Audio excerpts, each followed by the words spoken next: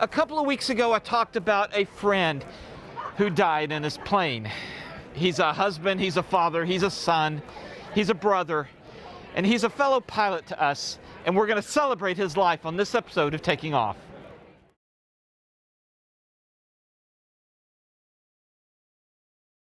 A couple of weeks ago, Mike Yeti Schriever took off in his extra 300 to do some acrobatic practice, and that was his last flight. We lost a great guy, and let's find out a little bit more about him and celebrate his life.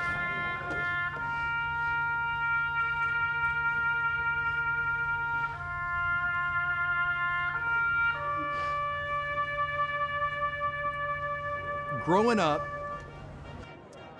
Mike would all the time put out scenario questions to my dad about airplanes, missiles. Well, what if this airplane went up against this airplane and this airplane had this type of missile and this airplane only had this? Who would win? And my brother would pull out, golly, World War II airplanes that had all the weapons versus a modern day airplane with a flare gun or something, and they would talk about that thing. So Mike grew up loving airplanes and just wanted to know as much as he could about them. A couple things he loved: football, flying, and it's the Aggies. So he went to A&M, joined the Corps, joined the football team. He did that for 2 years. And I guess he decided, or looked at it, that he was never going to be able to join the Air Force going from A&M. So he looked around and he goes, how do I get there? And to get there, he would have to go to the Air Force Academy. So Yeti, I was at the Air Force Academy in 1994, and he was actually my first neighbor as a freshman. So he was one of my mentors. He and his roommate loved to crack into my packages my parents sent me and eat most of the food. Yeti being Yeti, he was cool, and he'd have the students over at his house to party and rage. And I remember going over there, and everyone knew Yeti because big, tall drink of water, much like myself. So we had a bonded existence. And I remember he and Becca having we'll call it a sporty conversation, if you will. And I just remember, holy smokes, those two either hate each other's guts or they're in love and they're going to get married. And probably the first time I met Yeti is when he was rushing to the squadron at the 303rd at Whiteman Air Force Base. And he came in, we immediately hit it off. We both liked playing sports, played a lot of basketball together. Loved watching football together with him, Cowboys games, Aggies games. We did a flyby for the Texas A&M Nebraska game on Vets Day together, and just loved hanging around with Yeti the moment I met him. The thing that means the most to me about Yeti is he had the capability and the power of presence to make everybody feel like he was your best friend. He was given a couple of different names. The process was abbreviated by Rio Leonis, who was determined that despite multiple nominees and generations of tradition on how you're supposed to name people, he essentially edicted that the name would be Yeti and slapped the table. And the general storytelling and stuff that goes on with that was kind of short-circuited because his best friend at the time thought Yeti was the name to be, and I think no one really fought it at the moment. It just was too good of a fit. We were eating lunch at the bowling alley on base, and they had a B2 burger. And Yeti walks in and he goes, well, why in the hell don't you have an A-10 burger? And she goes, well, what do you want on it? And he goes, I want hamburger, cheese, bacon, and lettuce and lettuce, onion, tomato. And she goes, all right, now we got an A-10 burger on the menu. So the next day we went to another lunch push and went to the golf course, and he goes, you got burnt ends? And she goes, yeah. He goes, I'd like a salad with burnt ends, ranch dressing, cheese. He goes, put that on the menu, call it the West Texan. So both places on base, they had two meals, an A-10 burger and a West Texan, courtesy of Yeti. His size and his demeanor and his attitude, everything about him was large and in charge. And it's kind of intimidating once you meet him the first time, but then you get to know him, and he's like a big teddy bear. He is the nicest,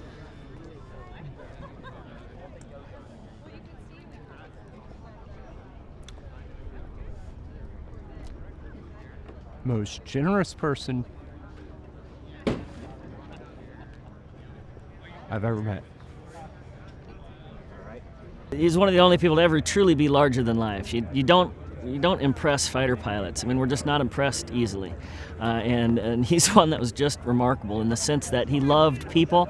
He was always pushing for me to go on lunch pushes, and he'd say, "Hey, Riddler, it's about the fellowship. It's about breaking of the bread." And he'd use Bible terms to try to church it up because he'd think I'd be drawn to that, and he'd want to come talk about college football or basketball. And he didn't really know anything about basketball, but he'd try. But he knew college football really well and engines, and we just enjoyed time together. And we'd go eat, and I mean, he'd be done in 3 minutes. He says the academy ruined him, but he would love to kind of hold court and be loud and just invite all of us with him. And so, apart from all of the stories that everyone has, one particular picture I have was he and I coming home from his last deployment. I was fortunate to get to be the squadron commander, and we're in the Azores.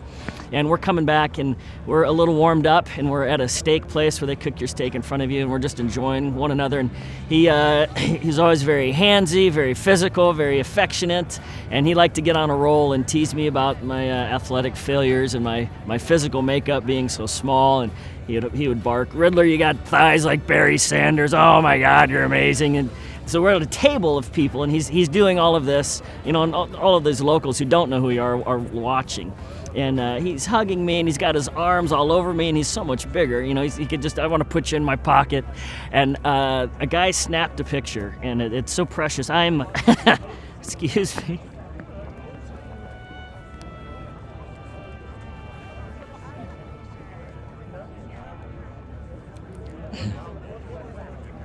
I'm laughing so hard. I can't breathe. I can't open my eyes. It was so hysterical. It was truly hysterical and inappropriate, as only fighter pilots can treasure. Just grossly inappropriate, but hilarious. So he snapped a picture, and I can't see, I can't breathe. I'm laughing so hard, and that's a precious picture to me. But the crazy thing is, probably 40 people have that kind of a relationship with him, and I have maybe 2 or 3 in my life like that. So just his ability to choose to love people when he could be sour or he could be cynical. At one point in his life, he said, I'm just not going to live that way. I remember he and I talking about that, and he'd choose to love people and bring us around him, and it was to him all about the fellowship. He died on Thursday. He was coming down to help me out. They were flying down on Friday. Him and his family were coming down to San Antonio, and we're building a house, and he just got done with his, and he was gonna help me do some things. So and we had done the numbers, and we talked to each other a couple times a week about things, but we hadn't seen each other in forever. So we were excited, both of us, and our kids were excited, and then we got the phone call. Making so many of us feel so fortunate to be around him and the other phenomenal people he attracted. This is the side of Yeti I will miss the most. This is the part of this senseless tragedy that makes my heart ache the most, that makes me the saddest, and is what I believe makes this so hard for all of us to process. In closing, I do, however, take some solace in knowing that Mike lived life on his own terms and packed more into his 48 years on this earth than most people can even dream about. And damn it, the angels in heaven sure are lucky to have him so soon. Making drinks, planning trips, and getting the crowds all fired up. I think it was cathartic in a lot of ways. It allowed me to, so every morning this week I woke up a couple hours early and kind of went through and included things that I thought about the night before, and just helped me kind of come to grips with the reality of the horrible tragedy that we've just experienced. I was kind of wondering, I was like, why am I not emotional about this? How come it hadn't hit me? And this was maybe 2 hours ago. I walked in a convenience store, and I came out, and right when I walked out, there was a 4th ship of A-10s flying over, and turning, and that hit me right there, because I love Yeti so much. And then when I got in the car, or in the truck to leave, so I was like halfway there when that happened. And then when I got in the truck, Who's Gonna Fill Their Shoes by George Jones came on. And I just broke down, because nobody's ever gonna fill Yeti's shoes. They're way too big. We all loved him. And he was just the most larger-than-life character I've ever known.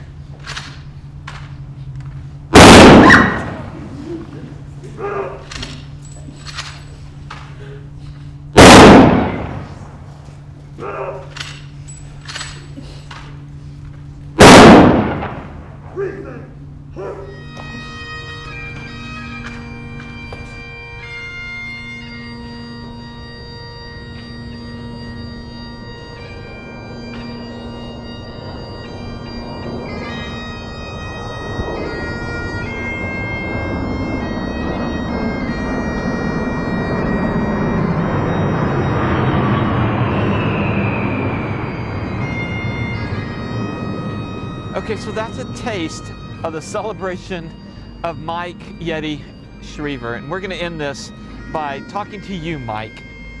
You know, I barely knew you compared to all the others, but in the little bit that we got to know each other, you befriended me so quickly. You invited me to do so many things that I regret that we're not going to get to do now. So I leave it with words from your other friends. Mike, I just want to thank you for your years of service to our country. I want to thank you for flying the A-10. I want to thank you for teaching me Volkswagen Jetta diesel driving techniques. I'm going to miss you, bro. And from all of us, from myself as McGraw, but also the 303rd Fighter Squadron, we love you, brother. Not a lot of people left like you, and the world lost a good one. And so here's to you, Yeti.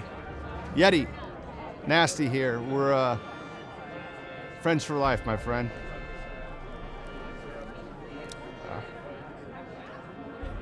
Love you like a brother. Love flying airplanes with you.